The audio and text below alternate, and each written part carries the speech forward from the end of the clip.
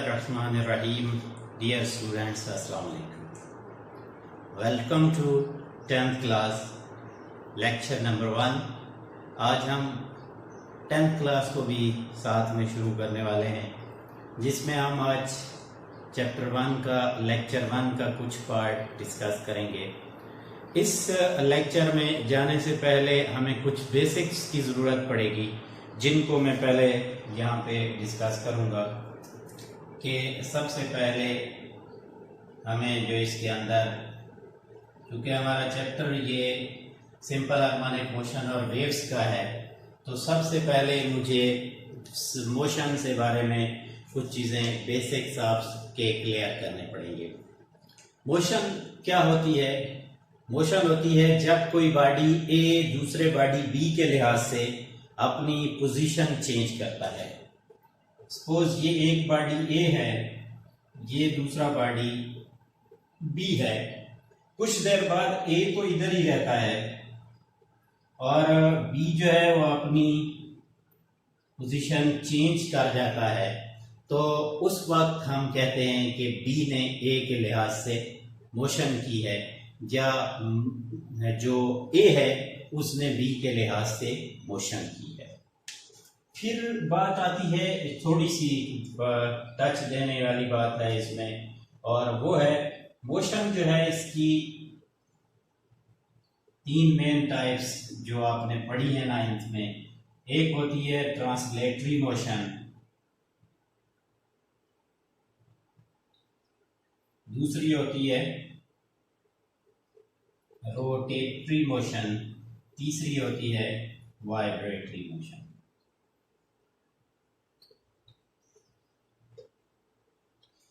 Translational motion या translatory motion होती है motion along a line, motion along a straight line. जैसा कि हमारी एक कार है स्ट्रेट लाइन पे मूव कर रही है, तो उसकी मोशन को हम स्ट्रेट लाइन मोशन यानी ट्रांसलेटरी मोशन कहते हैं। दूसरे नंबर पे रोटेटरी मोशन, जब कोई बॉडी अपने एक्सेस के गिर्द रोटेट करता है। When a body moves about its axis, जैसा कि फैन मूव कर रहा होता है अपने एक्सेस के गिर्द, जैसे कि अर्थ मूव कर रही है अपने एक्सेस के गिर्द, तो ये जो मोशन होती है इसको रोटेटरी मोशन कहते हैं। तीसरी मोशन है वाइब्रेटरी मोशन। वाइब्रेटरी मोशन होता है to and fro motion of a body, जैसा कि हमारे यहाँ स्विंग के अंदर, झूले के अंदर होता है कि उसको एक जगह से छोड़ा जाता है। मसलन यहाँ से छोड़ेंगे तो एक पॉइंट, मखसूस पॉइंट तक जाएगा, फिर उधर से पीछे और फिर आगे पीछे मूवमेंट करेगा। ये मोशन जो है इसको हम कहते हैं rotatory motion, sorry vibratory motion. तो ये थे थोड़े से मोशन के कंसेप्ट। एक और चीज़ जो इसमें बहुत ज़रूरी है वो भी बताना चाहूँगा, जो आपने पहले डिस्कस किए हुए हैं, ताकि हमें कुछ कंसेप्ट्स की बेसिक्स जो इसमें हैं। हुक्स लॉ, हुक्स लॉ बच्चों जो आपने पढ़ा है वो ये था, जो 9th में पढ़ा कि stress is directly proportional to strain, यानी जो आपका अप्लाइड स्ट्रेस होता है वो स्ट्रेन के डायरेक्ट प्रोपोर्शनल होता है। मतलब जब भी आप कोई स्ट्रेस अप्लाई करते हो किसी भी चीज पर, तो उसमें जो स्ट्रेन पैदा होता है वो प्रोपोर्शनल होते हैं। एक एग्जांपल दूंगा, मेरे पास ये बुक है और मैं ये स्ट्रेट मौजूद है, मैं इस पे स्ट्रेस अप्लाई करता हूँ, तो देखिए स्ट्रेन जो पैदा हुआ है, जितना स्ट्रेस होगा उसी के हिसाब से स्ट्रेन पैदा हो रहा है। स्ट्रेस ज्यादा करेंगे तो स्ट्रेन ज्यादा होगा, अगर स्ट्रेस कम करेंगे तो स्ट्रेन आपका कम हो जाएगा। तो स्ट्रेस और स्ट्रेन डायरेक्ट प्रोपोर्शनल होते हैं। इस किस्से को लेकर हम आगे बढ़ते हैं। टॉपिक है हमारा पहला simple harmonic motion.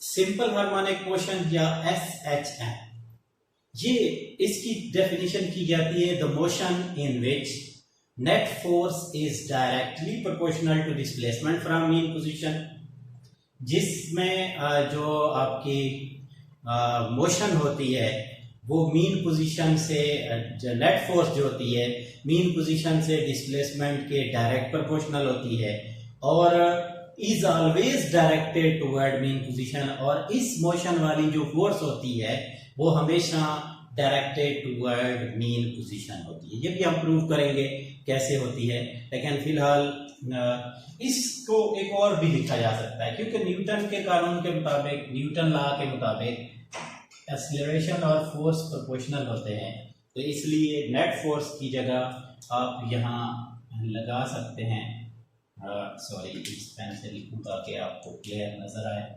Acceleration is directly proportional to displacement from the mean position and is always directed toward mean position. इस मोशन की एग्जांपल्स हैं, सबसे पहली एग्जांपल्स सिंपल पेंडुलम, दूसरे नंबर पे इस पे मैस स्प्रिंग सिस्टम,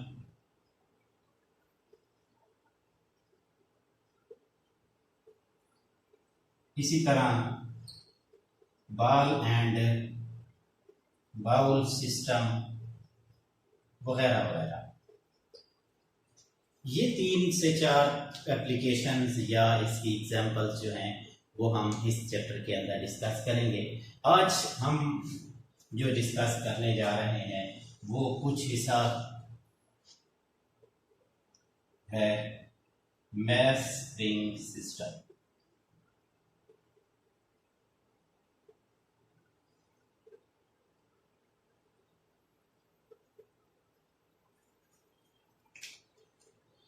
इसमें जाने से पहले आपको फिगर दिखाया यहाँ पे, आपने इसको अगर आप थोड़ा सा अपने अल्फाज में लिखना चाहें तो आपने क्या करना है, consider a mass spring system in which a mass m is attached with a spring as shown in the figure eight, या आप ये भी कह सकते हैं कि consider a mass spring system horizontal mass spring system, एक हॉरिजॉन्टल मैस स्प्रिंग सिस्टम दिया है जिसके अंदर one end of the spring is attach with mass, एक एंड जो स्प्रिंग का है उसको मैस के साथ अटैच किया है, एंड अदर इज कनेक्टेड और attach with a fix and, दूसरे एंड को आपने मैस को किसके साथ अटैच किया है, दूसरे एंड को स्प्रिंग को आपने फिक्स कर दिया है। स्प्रिंग उसका एक सिरा आपने जोड़ दिया मैस के साथ, दूसरे सिरे को आपने क्या कर दिया, फिक्स कर दिया। अब आपने क्या करना है, अब आपने ये सबसे पहले ये देखना है कि when spring is at rest, जब ये रेस्ट में होगा तो इस वक्त इसका मतलब ये हुआ according to Newton second law कि no force is acting on it, इस पर कोई फोर्स नहीं है। हमने इसको मोशन में लाना है, हम क्या करते हैं, वी अप्लाई अ फोर्स, हम एक फोर्स खुद अप्लाई करते हैं, जो हम अप्लाई करते हैं force F and pull it toward right, हम इसको इस तरफ यहां से यहां तक ले जाते हैं थ्रू अ डिस्प्लेसमेंट x, और ये कितना डिस्प्लेसमेंट कवर करता है इस पर x। आपने क्या किया, इसको पकड़ा यहां से और इसको यहां से उठा के यहां पे प्लग करके ले गए। जो ही आपने यहां से यहां तक इसको लेके जाना है, आपने फोर्स अप्लाई करनी है, डिस्प्लेसमेंट कवर होना है, तो according to Hooke's law, Hooke के लॉ के मुताबिक जो आपकी ये फोर्स है जो आपने अप्लाई की है ये डायरेक्ट प्रोपोर्शनल होगी displacement from the mean position की। जो फोर्स आपने अप्लाई की है, जो फोर्स आप अप्लाई कर रहे हैं, वो फोर्स डायरेक्ट प्रोपोर्शनल होगी displacement from the mean position के, और F is equal to kx। लेकिन ये वो फोर्स है जो आपने अप्लाई की है।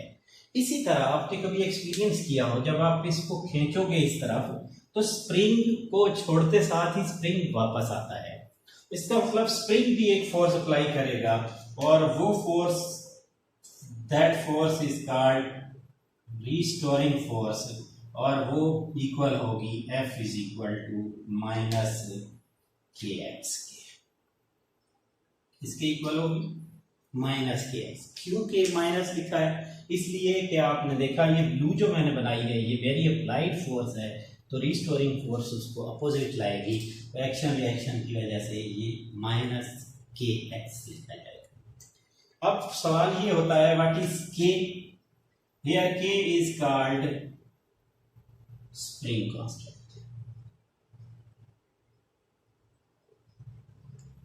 के क्या है? स्प्रिंग कांस्टेंट है, और इसको डिफाइन अगर करना हो तो वो होता है एफ बाई एक्स, यानी फोर्स ओवर डिस्प्लेसमेंट।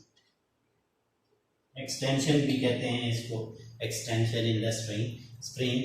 तो इसको पढ़ा जाता है ratio of force to displacement. इसलिए जो स्प्रिंग कांस्टेंट के यूनिट्स होते हैं वो आपके के इज इक्वल टू ऊपर वाले का न्यूटन, नीचे का मीटर, तो न्यूटन पर मीटर इसके यूनिट्स होते हैं। उसके बाद what does it tell us? It tells us, spring जो हमें बताता है, स्प्रिंग कांस्टेंट जो हमें बताता है, it tells us about the stiffness of spring. के की वैल्यू से हमें जो अंदाजा होता है वो स्टिफनेस ऑफ स्प्रिंग का अंदाजा होता है। यहाँ तक मिटाना चाह रहा हूँ तो मैं रिकॉल करूँगा, दोबारा ज़रूर देखिए इसको। मैंने क्या किया, मैंने कहा कि हमने एक मैस स्प्रिंग सिस्टम लिया है जिसमें एक मैस एम को एक एंड पे अटैच किया है और दूसरे एंड को आप फिक्स कर देते हैं। ये पूरा सिस्टम फ्रिक्शनलेस सिस्टम है। उसके बाद मैस एम को आपने राइट की तरफ पुल किया, जो फोर्स आपने लगाई है वो फोर्स प्रोपोर्शनल है डिस्प्लेसमेंट के, आपने इस प्रोपोर्शनैलिटी कांस्टेंट लगाया और ये आपके पास एफ इज इक्वल टू के एक्स आ गई। हुक्स लॉ के मुताबिक ये फोर्स जो होगी इसी की वजह से डायरेक्ट प्रोपोर्शनल होगी और फिर ये एफ इज इक्वल टू के एक्स आएगा।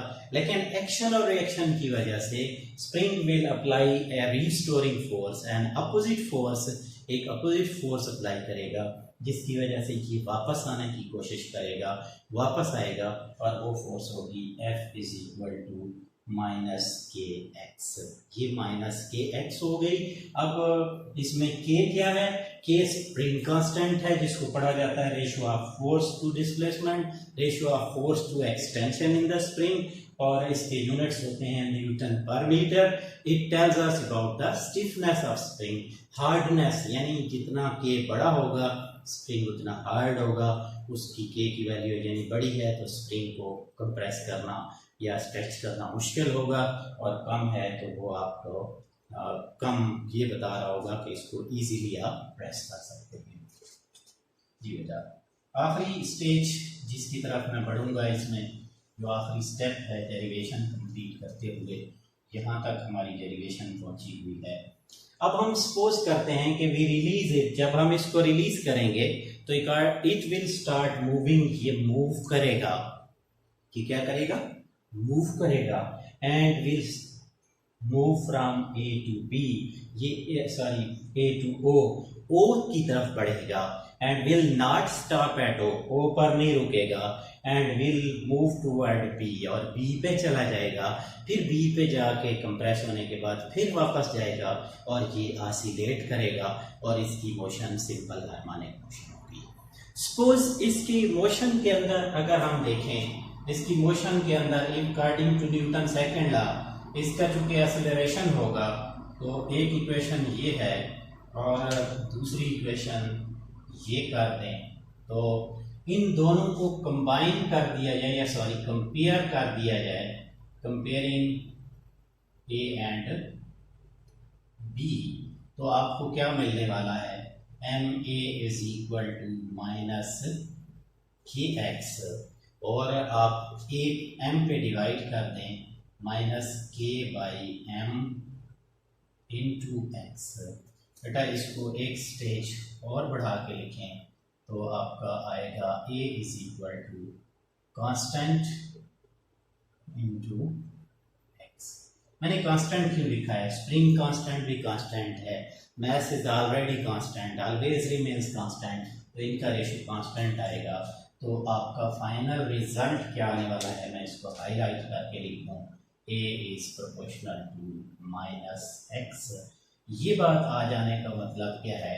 इसको थ्योरी में पढ़ा जाता है कि acceleration is directly proportional to displacement, negative sign tells us that it is directed toward the position.